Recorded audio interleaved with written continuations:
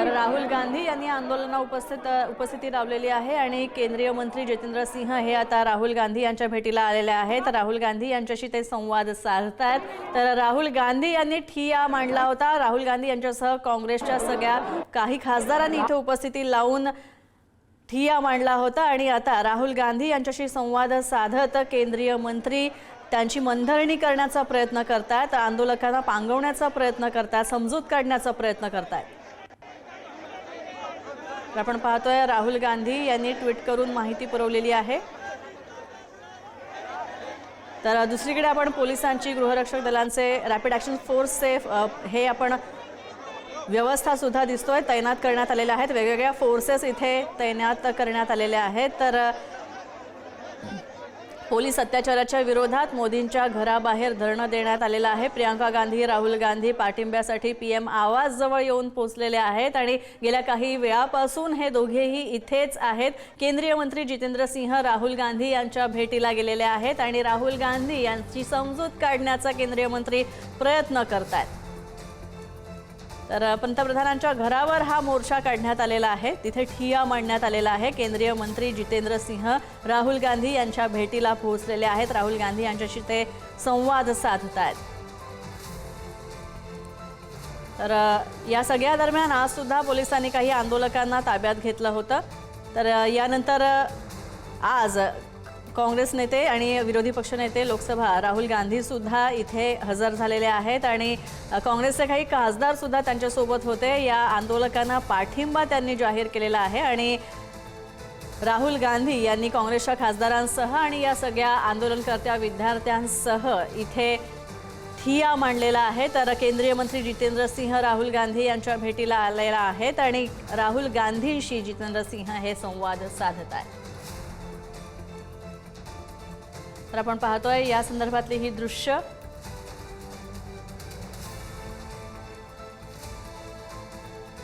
केंद्रीय मंत्री जितेंद्र सिंह हे राहुल गांधी यांच्या भेटीला आलेले आहेत।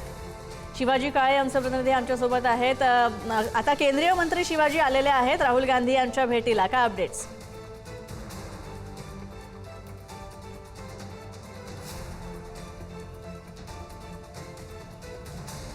आपण पाहतोय केंद्रीय मंत्री जितेंद्र सिंह राहुल गांधी यांच्या भेटीला येऊन पोहोचलेले आहेत। काँग्रेस जनता पार्टीच्या आंदोलनाच्या समर्थनार्थ काँग्रेस देखील आता मैदानात उतरलेली आहेत आणि राहुल गांधी सुद्धा इथे आलेत। विद्यार्थ्यांना त्यांनी पाठिंबा दर्शवलेला आहे। विद्यार्थ्यांना आपण सोबत असल्याचा विश्वास त्यांनी दिला आणि त्यांनी सुद्धा इथे ठिय्याला बसलेले आहेत, ठिय्या आंदोलन करायला बसलेले आहेत आणि राहुल गांधी यांनी ठिय्या मांडल्यानंतर केंद्रीय मंत्री जितेंद्र सिंह सुद्धा इथे आलेत आणि राहुल गांधींशी ते संवाद साधतायत।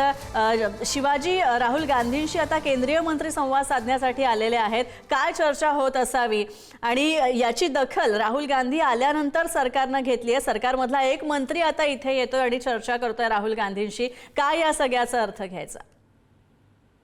सड़कें खामोश हो जाएगी तो संसद आवारा हो जाएगी असं हे जगप्रसिद्ध वाक्य आहे। आता जेव्हा विरोधक जमिनीवरती येतात, सरकार देखील रस्त्यावरती येतं आणि चर्चा करतं। अखेर अभिजित दीपके सारख्या एका तरुणाने केलेल्या आंदोलनानंतर विरोधी पक्षनेते राहुल गांधी हे देखील जमिनीवरती आले आणि सरकार देखील त्यांच्या भेटीसाठी, चर्चेसाठी आता पंतप्रधानांच्या घराच्या बाहेर पोहोचलेला आहे। या माध्यमातून ज्या खऱ्या अर्थानं तरुणांनी केलेल्या मागण्या आहेत त्या पूर्ण होतात का हे पाहणं महत्वाचं आहे। त्याचबरोबर या अभिजित दीपके यांच्या आंदोलनाने सरकारसोबतच विरोधी पक्ष देखील गंभीर होताना पाहायला मिळतंय।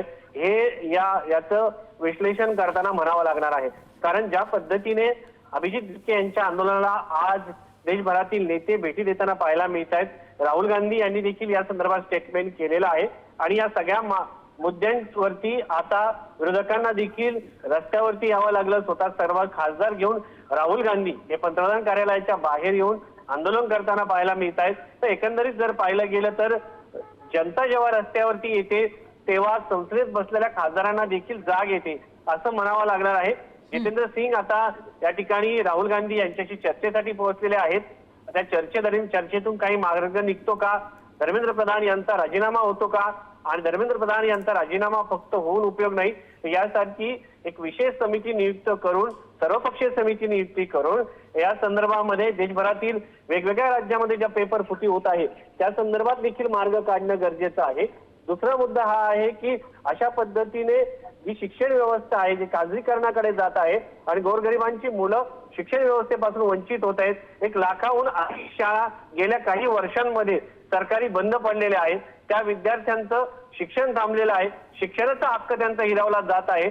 सरकार वेगवेगळ्या राज्यामध्ये वेगवेगळ्या पक्षाची आहेत.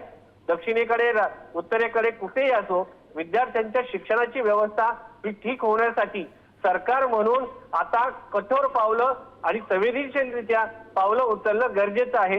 ते या कृतीतून पाहायला मिळतं का? सध्या तरी लोक रस्त्यावरती आहे. संसदेत बसणाऱ्या सर्वपक्षीय खासदारांना जागा करण्याचं काम अभिजित दिपके यांनी या माध्यमातून केल्याचं सध्या तरी पाहायला मिळतंय. की शिवाजी, एक मोठा खरं तर इम्पॅक्ट या आंदोलनाचा आपण म्हणूया की एवढं मोठं आंदोलन झालं आणि सर्वसामान्य लोकांची ही ताकद खरं तर म्हणायला हवी, विद्यार्थ्यांची ही ताकद म्हणायला हवी की विरोधी पक्षानं तर दखल घेतलीच, मात्र आता विरोधी पक्ष रस्त्यावर आल्यावर सरकारमधले जे केंद्रीय मंत्री होते ते सुद्धा आलेले आहेत.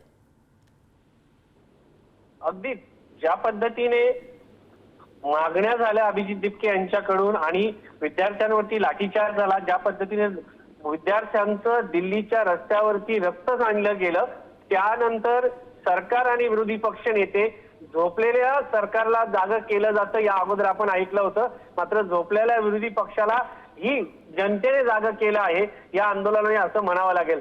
कारण 4 खोलीमध्ये उभं राहून विद्यार्थ्यांना संबोधित करणं, ज्ञान देणं, त्या मात्र त्यांच्या विषयासाठी रस्त्यावरती उतरणं, लाट्याकाट्या खाणं हे सर्वसामान्य लोकांनी देशातील केलं आणि सरकारला आणि विरोधी पक्षाला जमिनीवर आणण्याचं काम, चर्चा करण्याचं काम या आंदोलकांनी केल्याचं सध्या आपल्याला या चित्रातून स्पष्टपणे पाहायला मिळतंय.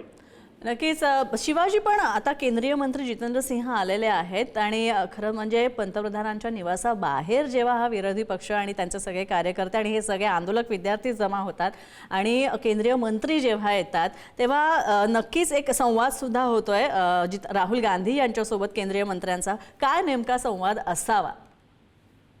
संवाद हा सरकार विरोधक जनतेशी नेहमी असणं गरजेचं आहे. मात्र जेव्हा अभिजित दिपके यांचं 30 दिवसाहून अधिक आंदोलन झालं, 20 दिवसाहून अधिक सोनम वांगचुक यांचं आंदोलन झालं, तेव्हा सरकारला या सगळ्या संदर्भामध्ये चर्चा करण्यासाठी वेळ होता.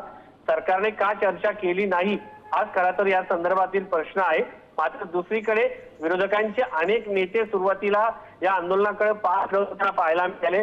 मात्र ज्या पद्धतीने काल विद्यार्थ्यांचा आणि जनतेची मनातला रोष हा सत्ताधारी बरोबरच विरोधकांच्याही लक्षात आला, त्यानंतर हे सगळे त्यांची दालनं सोडून, त्यांचे ऑफिसेस सोडून आता जमिनीवरती जंतर मंतरवरती भेटायला पाहायला मिळाले. त्याचबरोबर राहुल गांधी यांनी देखील त्यांच्या लक्षात आलं की या आंदोलनामध्ये आता आपल्याला उतरावं लागेल आणि या लोकांना सपोर्ट करावा लागेल. त्यासाठी त्यांनी संसदीय मार्गामध्ये सरकारसमोर प्रश्न उपस्थित करण्याचं काम या माध्यमातून केल्याचं पाहायला मिळतंय. आणि आता आंदोलनासाठी पंतप्रधान नरेंद्र मोदी यांच्या घराबाहेर येऊन थांबलेले आहेत. त्यामुळं आता सरकार या संदर्भामध्ये खरंच राजीनामा धर्मेंद्र प्रधान यांचा घेतं का हे पाहणं महत्वाचं आहे. कारण जर एखाद्या माणसाने चूक केलेली असेल तर या देशामध्ये त्याला शिक्षा करणं हे संविधानिकरित्या गरजेचं असतं. मंत्र्यांना दिलेल्या संविधानिक अधिकारामध्ये तो जर योग्य कारभार हाकू शकत नसेल, चालू शकत नसेल मंत्रिमंडळ, तर त्याला दूर करणं का हा गरजेचं असतं. त्याचा अधिकार पंतप्रधान नरेंद्र मोदी यांच्याकडे आहे. त्यामुळं हे आंदोलन कदाचित पंतप्रधान नरेंद्र मोदी यांच्या घरासमोर सुरू आहे. आणि दुसरं म्हणजे आज पंतप्रधान नरेंद्र मोदी यांनी एनडीएच्या खासदारांना संबोधित करताना सांगितलेलं आहे की हे विद्यार्थ्यांच्या जे पेपरफुटी झाली होती त्याच्यामध्ये 13 लोकांना अटक केली, सरकार कारवाई करत आहे. असं जरी असलं तरी यामागून कुठेही राजकारण होता कामा नये असं पंतप्रधान नरेंद्र मोदी यांनी म्हटलं होतं. आणि आता पंतप्रधान नरेंद्र मोदी यांच्या घराबाहेर हे आंदोलनाला सुरुवात झाली आहे. नक्कीच शिवाजी, तुम्हाला मी आणखी थोडंसं थांबवते, एक तुमच्याकडनं अपडेट्स घ्यायच्यात आहेत, पण आपण पाहतोय की ही दृश्य या आंदोलन स्थळासंदर्भातली. तर एकीकडे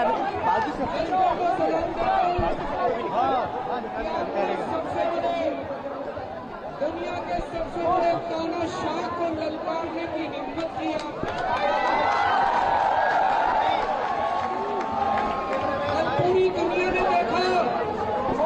कि किस तरह से मोदी को आप लोगों के सामने झुकना पड़ा। मोदी इन सबको समझा, लोगों को पूरी तरह से डंडे मारे गए, टीयर गैस के गोले छोड़े गए, उनके ऊपर पत्थर बरसाए गए। हमारे पास तो कुछ भी नहीं था। हमारे पास आवाज नहीं आ रही होगी क्योंकि हमारे स्पीकर तोड़े गए और जो बंदे आपण पाहतोय राहुल गांधी एकीकडे ठिया मांडून बसलेले आहेत आणि केंद्रीय मंत्री जितेंद्र सिंह हे राहुल गांधी यांच्याशी संवाद साधतायत। तर पंतप्रधान आवासाच्या बाहेर, पंतप्रधानांच्या निवासस्थानाबाहेर हा ठिया विरोधी पक्षाचा सुरू आहे। अनेक आंदोलक इथे जमलेले आहेत आणि केंद्रीय मंत्री राहुल गांधी यांची समजूत काढण्याचा प्रयत्न करतायत। आपण पाहतोय याचीच ही दृश्य। तर दुसरीकडे केजरीवाल यांचं सुद्धा आगमन झालेलं आहे। केजरीवाल सुद्धा आता अभिजित तिपके यांच्यासोबत आंदोलक विद्यार्थ्यांशी संवाद साधतायत। तर त्यांना पाठिंबा दर्शवण्यासाठी, त्यांची प्रेरणा वाढवण्यासाठी केजरीवाल सुद्धा इथे दाखल झालेले आहेत। तर राहुल गांधी हे सुद्धा एकीकडे पोलिसांशी संवाद साधताना दिसतात। तर राहुल गांधी यांनी आज इथं येऊन या आंदोलनाला आपला पाठिंबा दर्शवला आणि पंतप्रधान यांच्या निवासस्थानाबाहेर राहुल गांधी यांचा ठिय्या सुरू आहे। तर देशाची राजधानी दिल्लीमध्ये सध्या हे आंदोलन गाजतंय आणि ही खरं तर सर्वसामान्य माणसांची ताकद म्हणावी लागेल की सर्वसामान्य माणसात ताकद एवढी असते किंवा एक सर्वसामान्य नागरिक, विद्यार्थी जेव्हा आपल्या हक्कांसाठी, आपल्या न्यायासाठी पेटून उठतो तेव्हा अशा प्रकारे आंदोलन होतं आणि अशा प्रकारे त्याची